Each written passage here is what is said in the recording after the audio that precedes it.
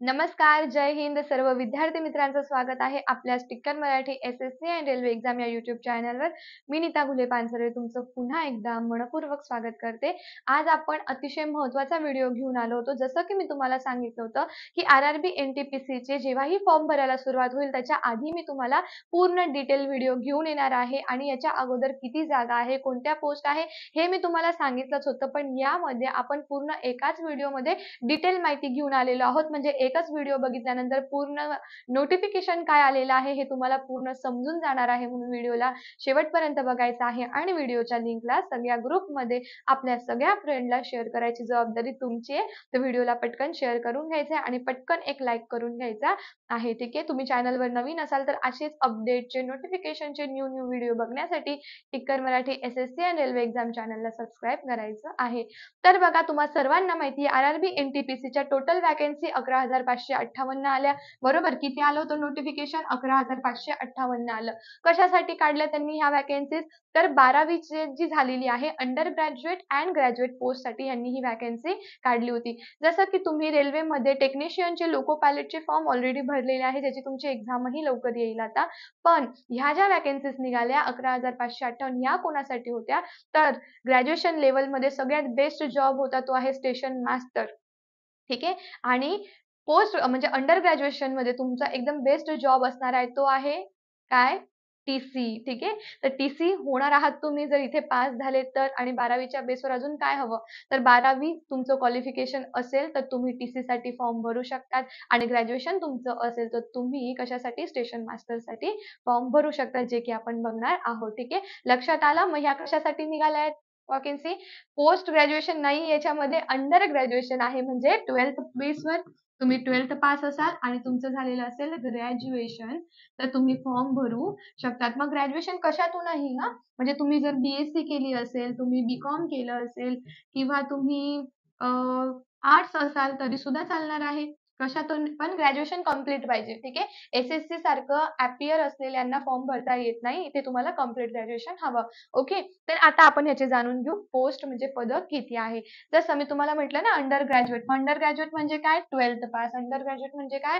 तुमचं 12th तुम्ही pass असाल तर बघा तिथे आहे 4 पोस्ट. यामध्ये आपली टी-सीची पण पोस्ट आहे बघा, आहे ना, दिसते ना टी-सीची पण पोस्ट. तर आता ह्या आपल्या 4 पोस्ट आहेत, ज्याच्यामध्ये पहिली काय आहे बघा, ज्युनियर क्लर्क कम टायपिस्ट. 990 वॅकन्सीज. इथे पुढे टोटल वॅकन्सीज दिसताय. किती आहे? 990 वॅकन्सीज. नंतर अकाउंट क्लर्क कम टायपिस्ट आहे 361 वॅकन्सीज. ट्रेन क्लर्कचे आहे 72 वॅकन्सीज आणि कमर्शियल कम तिकीट क्लर्क बघा ह्याची वॅकन्सीज आहे 2022. इतकी याची वॅकन्सीज आलेली आहे. तर कशाची वाट बघत आहात? इतक्या वॅकन्सीज आहे, इतक्या पोस्ट आहे, आपल्याला एकच हवी आहे. तर तुमच्या अंडर ग्रॅज्युएट लेव्हलची पूर्ण टोटल वॅकन्सीचा विचार केला तर 3,445 ही तुमची काय आहे? अंडर ग्रॅज्युएट पोस्टसाठी म्हणजे ज्यांचं 12वी झालेलं आहे त्यांच्यासाठीचं. क्लिअर? मग आता तुमचं 12वी झालेलं आहे, पोस्ट तुम्हाला कळलेली आहे. तर मग मॅडम आम्ही फॉर्म कधीपासून भरू? फॉर्म भरण्याची डेट पण सांगा आम्हाला. तर अंडर ग्रॅज्युएशनची डेट आहे बघा, date of application under graduate post काय आहे? 21 सप्टेंबर 2024. 21 तारखेपासून याच महिन्याच्या 21 तारखेपासून अंडर ग्रॅज्युएशन म्हणजे 12th तुम्ही पास असाल तर तुम्हाला फॉर्म भरता येणार आहे. ठीक आहे. अंडर ग्रॅज्युएट सांगितलं आहे. तुम्ही 12th पास असाल तर 21 तारखेपासून तुम्ही फॉर्म भरायला सुरुवात करू शकतात. तर तुम्हाला पूर्ण 1 महिना मुदत दिली आहे 20/10 पर्यंत. ऑक्टोबरपर्यंत. 20 ऑक्टोबर 2024 पर्यंत तुम्ही अंडर ग्रॅज्युएट पोस्टसाठी फॉर्म भरू शकतात. क्लिअर झालेलं आहे. किती जागा आहे? क्लिअर झालं. फॉर्म भरू शकतात ते क्लिअर झालं. फॉर्मची डेट एकदा आपण बघितली. आता आपण जाणून घेणार आहोत ग्रॅज्युएट पोस्ट. मग ग्रॅज्युएशन लेव्हलला आहे तुमच्या पूर्ण टोटल 5 पोस्ट. मग त्या 5 पोस्ट ग्रॅज्युएशन लेव्हल म्हणजे BSc, B.Com, arts. Any graduate तुम्ही कुठल्याही याच्यात ग्रॅज्युएट असाल तरीही चालणार आहे. मी उदाहरण तिथे दिलं आहे. ठीक आहे. तर बघा आता याच्यामध्ये किती जागा आहे, किती किती पोस्ट आहे, किती पद आहेत? तर 5 पदांकरता जागा आहेत. तर टोटल वॅकन्सी याची 8,000 किती दिलेली आहे? 113 दिलेली आहे. तर बघा गुड ट्रेन मॅनेजर किती वॅकन्सीज आहे बघा तिथे. बघा 3,100 किती दिलेलं आहे? 44. ओके. त्याच्यानंतर काय सांगितलेलं आहे? त्याच्यानंतर आहे चीफ कमर्शियल कम तिकीट सुपरवायझर, ह्याच्यासाठी 1736 आहे, बरोबर. नंतर सीनियर क्लर्क कम टायपिस्ट साठी 732 जागा आहे. ज्युनियर अकाउंट असिस्टंट कम टायपिस्ट साठी 1507 जागा आहे. तर स्टेशन मास्टर ही सगळ्यात बेस्ट पोस्ट आहे. याला तुम्ही स्टार मार्क देऊन ठेवा. याची सॅलरी पण मी तुम्हाला आता सांगणार आहे.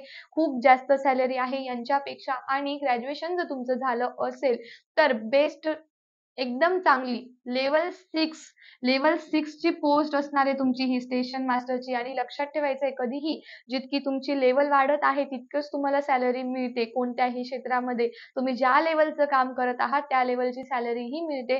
लेवल 6 आहे स्टेशन मास्टर, यासाठी 994 जागा आहे. टोटल तुमच्या 8113 इथे वॅकेन्सीज आहे. ठीक आहे, किती आहे? 8113. ठीक आहे. आता हे समजलं की ग्रॅज्युएट पोस्ट साठी आपल्याला बाबा 5 आहे, त्याच्यापैकी मॅडमचं सजेशन जर आपण ऐकलं तर आपण स्टेशन मास्टर साठी फॉर्म भरणार.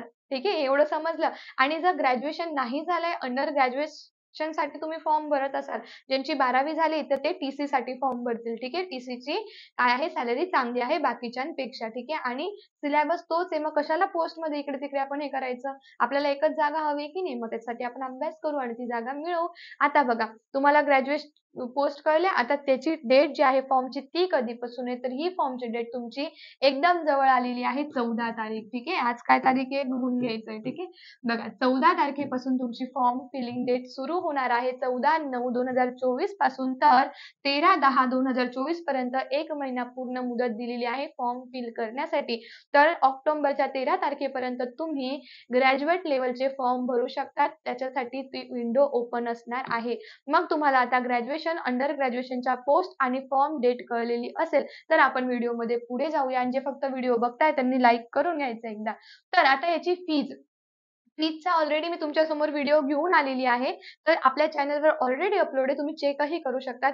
जर तुम्ही जनरल कॅटेगरीमध्ये असाल, ओबीसी मध्ये असाल, तर तुम्हाला फॉर्म फिलिंग आहे 500 रुपये. ठीक आहे, 500 रुपये तुमची फीज आहे. पण ऐकून घ्या, जर तुमची 500 रुपये फीज जरी असेल तर तुम्ही जेव्हा पहिली सीबीटी टेस्ट देणार, जेव्हा तुमची पहिली सीबीटी टेस्ट तुम्ही देणार, तेव्हा तुम्हाला 400 रुपये रिटर्न येणार आहे. ठीक आहे, आता बघा काय सांगितलेलं आहे की out of the total fees of rupees 500 shall be refunded after deducting the bank, बघा चार्जेस. आता तुम्हाला काय करायचं इथे, एवढं मी तुम्हाला याच्यासाठी सांगते की मी पहिलेही बोललेली आहे की आपल्या बँकेचा नंबर, आपला अकाउंट नंबर द्यायचा आहे, सायबर कॅफेवाल्याचा नंबर द्यायचा नाहीये. जेव्हाही तुम्ही 500 रुपये फी भरतात त्यानंतर जेव्हा तुम्ही पहिली सीबीटी क्लिअर करणार, बघा अपेअरिंग इन फर्स्ट स्टेज सीबीटी, जेव्हा तुम्ही पहिली सीबीटी अपेअर कराल, तुम्ही म्हणाल की मॅडम मी जात नाही, माझे पैसे परत हवे, असं होणार नाही. जेव्हा तुमची पहिली सीबीटी होऊन जाणार त्याच्यानंतर तुम्हाला 400 रुपये तुमच्या बँकेत रिटर्न येणार आहे. म्हणजे ऑब्व्हियसली 100 रुपये तुमची फी आहे असंच पकडून चला तुम्ही. ठीक आहे,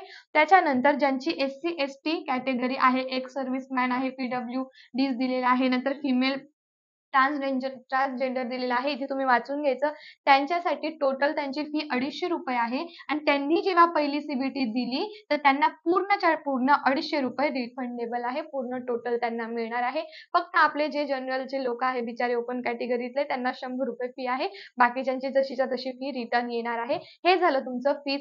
तुमच्या पोस्ट झाल्या, त्याच्यानंतर तुमच्या पोस्ट वाचून झालेले आहे, सगळं कळलेलं आहे. पोस्ट साठी अप्लाय करण्याची डेट कळली आणि फीज सुद्धा कळली. आपण क्रमाक्रमाने जाऊ. ठीक आहे, मग फीज आता समजली आहे, तर मग आता आपण लागणार डायरेक्ट अभ्यासाला. आता फॉर्म समजला, फॉर्म मध्ये किती पोस्ट आहे समजल्या, कुठल्या पोस्टला अप्लाय करायचं तेही समजलं, आणि आपण ऍप्लिकेशन डेटही बघितली. त्यानंतर सुरुवात कशाची होते, तर सुरुवात होते एक्झामचा अभ्यास करायला. मग आता ह्याच्यामध्ये सगळ्यात महत्वाचा असतो आपला सिलेबस. मग महत्वाचा असतो तो सिलेबस, तर आता बघून घ्या सिलेबस आपला काय आहे. ठीक आहे, तर मॅथेमॅटिक्स तुम्हाला किती मार्काला येतं इथे, बघा ही आहे तुमची सीबीटी फर्स्ट. ठीक आहे, तुमची कम्प्युटर बेस्ड एक्झाम होणार आहे. सीबीटी फर्स्ट मॅथेमॅटिक्स येणार 30 क्वेश्चन, 30 मार्क्स. ठीक आहे, 30 क्वेश्चन आहे 30 मार्काला. तुमचं रिझनिंग येणार 30 क्वेश्चन 30 मार्काला. ठीक आहे, नंतर फक्त ह्याच्यामध्ये जास्त आहे तुमचं जनरल अवेअरनेस. याच्यामध्ये तुम्हाला मराठी इंग्लिश काही नाहीये. तुम्ही सहजरित्या महाराष्ट्रातले मुलं हे काढू शकतात. महाराष्ट्रातील मुलांचं जे जीके आहे, जीएस आहे, हे जास्त काय बोलतो आपण त्याला, पक्कं असतं. त्याच्यात तुम्हाला कोणी मागे नाही टाकू शकत. तुम्हाला इथे इंग्लिश वगैरे काहीच नाहीये. तुम्हाला इथे जनरल अवेअरनेस आहे ते 40 मार्काला दिलेलं आहे आणि 40 क्वेश्चन दिलेले आहे 40 मार्कासाठी. ठीक आहे. समजलं आहे. टोटल तुमचे नंबर ऑफ क्वेश्चन 100 आहे आणि टोटल मार्क्स सुद्धा तुमचे किती आहेत? 100 आहे. लक्षात येतंय तुम्हाला? तर जनरल अवेअरनेस मध्ये काय सिलेबस येणार आहे हे देखील मी आपल्या चॅनलवर अपलोड केलंय. जाऊन एकदा चेक करायचं आहे. सिलेबस चेंज नाही होत. तुम्ही एसएससी द्या नाही तर रेल्वेची एक्झाम द्या. सगळं सेम टू सेम आहे. ठीक आहे. देन आता आपण पुढे काय बघणार आहोत? सीबीटी सेकंडचा सिलेबस. ठीक आहे. मग सीबीटी सेकंड मध्ये काय येणार? सेम टू सेम आहे. काहीच फरक नाही. आपले विषय बदलून टाकणार का ते लोक? नाही. प्री एक्झाम तुम्हाला पास करायची, तुम्ही होऊन जाणार. खरी कसरत तुमची असणार आहे ती मेन्स मध्ये. ठीक आहे. सीबीटी सेकंड मध्ये. मग सीबीटी सेकंड काय आहे? मॅथेमॅटिक्स 35 बघा. इथे 5-5 मार्क या दोघांचे वाढवले आणि 10 मार्क डायरेक्ट कशाचे वाढले आहेत? जनरल अवेअरनेसचे वाढलेले आहेत. म्हणजे तुम्हाला सगळ्यात जास्त अभ्यास करायचा आहे तो जनरल अवेअरनेसचाच करायचा आहे. कारण जनरल अवेअरनेस तुमचं 50 मार्काला येणार आहे. 50 क्वेश्चन 50 मार्काला. म्हणजे विचार करा सगळ्यात जास्त तुम्हाला 50 मार्काचं जे आहे त्याचाच अभ्यास करायचा आहे जनरल अवेअरनेस, ज्यामध्ये मी सांगितलंय तुम्हाला काय काय येणार आहे. History, geography. ठीक आहे. हिस्ट्री, जिओग्राफी येणार, करंट अफेअर येणार. सायन्स मध्ये तुम्हाला काय येणार आहे? आपण जे शिकतो सायन्स, ठीक आहे, तेच सायन्स पूर्ण येणार आहे. त्याच्यामध्ये आरोग्यशास्त्र सुद्धा ऍड करतात काही वेळेस, नाहीतर येत पण नाही ते. मग काय येणार? जीएस मध्ये काय येणार? बायोलॉजी येणार. बायोलॉजी मध्ये काय असतं? पूर्ण शरीर रचना असते, जे की आपण ऑलरेडी या चॅनल वरती भरपूर व्हिडिओ अपलोड केले, तुम्ही बघू शकतात. काहीच अवघड नाही. करंट अफेअर करावं लागणार आहे. करंट अफेअर तुम्ही 2 वर्षाचं करायचं आणि नॅशनल लेवलचं करायचं. ठीक आहे. आपण महाराष्ट्र लेवलचं करून जायचं नाही. ऑब्व्हियसली तुम्ही महाराष्ट्रामधून फॉर्म भरणार तर महाराष्ट्राचं करंट जे आहे ते तुम्हाला जास्तच विचारणार, पण तरीही तुम्ही नॅशनल लेवलचं करायचंय, कारण आपण सेंट्रलचे फॉर्म भरत आहोत, बरोबर ना? मग इथे तुमचे मॅथेमॅटिक्सला 5, रिझनिंगला 5 मार्क वाढवलेले आहेत, तर जनरल अवेअरनेसला 10 मार्क वाढवून सीबीटी सेकंड मध्ये 50 क्वेश्चन 50 मार्क्सला केलेले आहेत. तुम्हाला 90 मिनिटाचा इथे टाइम दिला जाणार आहे. 120 मार्काचा टोटल पेपर, 90 मिनिटं टाइम दिला जाणार आणि 100 मार्काच्या पेपरला इथे 60 मिनिटं तुम्हाला, म्हणजे 1 तास तुम्हाला वेळ दिला जाणार आहे. क्लिअर आहे? एक्झाम पॅटर्न कळला. आता आहे सिलेक्शन प्रोसेस. तर सिलेक्शन, आता तुम्ही एक्झाम दिली, ठीक आहे, तुमची एक्झाम देऊन झालेली आहे. बाबा आता आम्ही एक्झाम दिली, तर आता आमचं सिलेक्शन कसं होणार मॅडम सांगा बरं? तर सिलेक्शन कसं होणार? फर्स्ट स्टेज ऑफ सीबीटी, म्हणजे तुम्हाला मी आता जे सांगितलं तेच. पहिली स्टेज द्यायची सीबीटीची, दुसरी स्टेज द्यायची. त्याच्यानंतर काय होणार आहे सांगा? बघा, पहिली सीबीटी, दुसरी सीबीटी, ही प्री, ही मेन्स. नंतर टायपिंग टेस्ट. आता भरपूर जण कमेंट करतात, मॅडम माझं टायपिंग झालेलं आहे, मॅडम मला सांगा, मला सांगा. तर तुम्ही सर्टिफिकेट तिथे घेऊन जाणं गरजेचं नाहीये. सर्टिफिकेट नसेल तर तुम्ही जा. तुम्हाला टायपिंग येते ना, तिथे तुमची टायपिंग टेस्ट होणार आहे. ठीक आहे. काय सांगितलंय? Skill test. तिथल्या तिथेच सांगतील ते. यासाठी तुम्हाला 30-40 टायपिंग झाली पाहिजे, इंग्लिश मराठी दोघं पण. करून ठेवा, तुम्हाला आलं पाहिजे, कारण तिथे स्किल टेस्ट घेतली जाणार आहे. ठीक आहे. तुम्हाला सर्टिफिकेटच लागेल का? असं नाहीये. नसेल तरी चालेल, पण तुम्हाला आलं पाहिजे. ओके. नंतर डॉक्युमेंट व्हेरिफिकेशन होणार, जे की डॉक्युमेंट लागतात त्याचं व्हेरिफिकेशन होणार आणि मेडिकल काय होणार? एक्झामिनेशन होणार. मेडिकल एक्झामिनेशन मध्ये मी आताच लेटेस्ट, म्हणजे मागच्याच व्हिडिओमध्ये तुम्हाला सांगितलं, तुमचे डोळे चेक होणार आहे, कारण आपल्याला ग्रीन आणि रेड कलर मध्ये फरक करता आला पाहिजे, म्हणून आपले डोळे चेक होणार आहे. नाहीतर आपण हिरव्या झेंड्याला लाल झेंडा आणि लालला हिरवा झेंडा केला तर त्या ट्रेनचं काय होणार आणि आपलं काय होणार? असं नको व्हायला ना, म्हणून फक्त आपले डोळ्यांचे चेकअप इथे सगळ्यात जास्त केले जातात. तर ही तुमची होती मोस्ट इम्पॉर्टंट सिलेक्शन प्रोसेस. कळलं सिलेक्शन प्रोसेस बद्दल? तर आता काय करायचं बाबा? सिलेक्शन प्रोसेस झालं, मग आता आले आपले डॉक्युमेंट. ठीक आहे. डॉक्युमेंट त्याच्या अगोदरच यायला पाहिजे, मग सिलेक्शन प्रोसेस असते. तर डॉक्युमेंट मध्ये इन शॉर्ट मी तुम्हाला सांगते, ह्याचा व्हिडिओ मी केलेला आहे ऑलरेडी. डॉक्युमेंट मध्ये तुम्हाला लागणार आहे आधार कार्ड, नंतर व्हॅलिड तुमचा मोबाईल नंबर, ठीक आहे, नंतर scan image of photograph and signature. तुम्ही असं नाही, आधी कसं होतं की कुठलाही फोटो तुम्ही लावून दिला तरी चालत होतं, पण तसं आता होत नाही.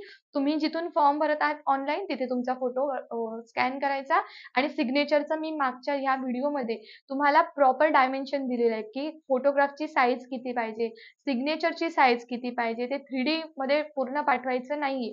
ठीक आहे.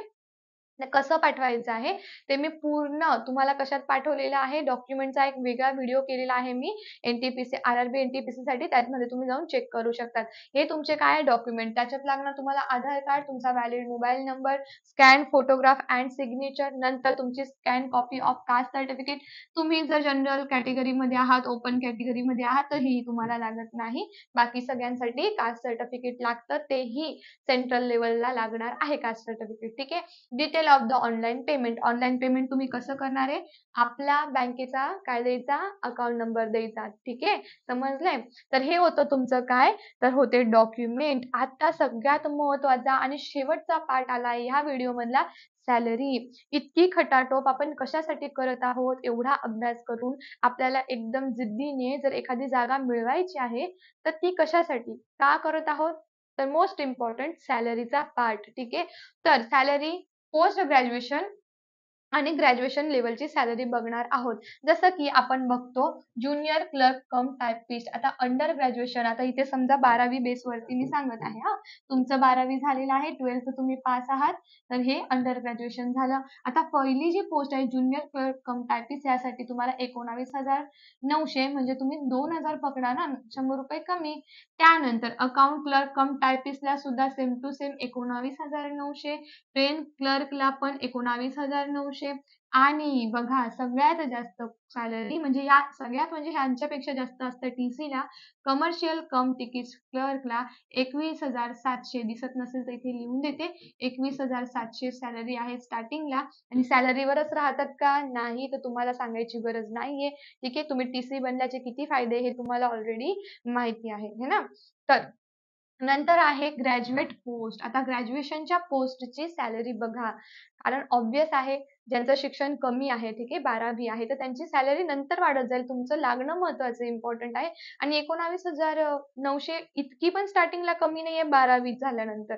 काही काहींचं ग्रॅज्युएशन झाल्यानंतर पण त्यांना तेवढी मिळते, तर तुम्हाला तर तेवढी मिळणं म्हणजे ठीक आहे. तुम्ही लागल्यानंतर परत सॅलरी वाढू शकते. तुमचं तिथे जॉइन होणं जास्त गरजेचं आहे. बघा नंतर आहे ग्रॅज्युएट पोस्ट. मग ग्रॅज्युएशन झाल्यानंतरची पोस्ट आहे गुड ट्रेन मॅनेजर. त्याला आहे 29,200 सॅलरी. किती आहे? 29,200. चांगली सॅलरी आहे ना मग ग्रॅज्युएशनवर. नंतर आहे चीफ कमर्शियल कम तिकीट सुपरवायझर.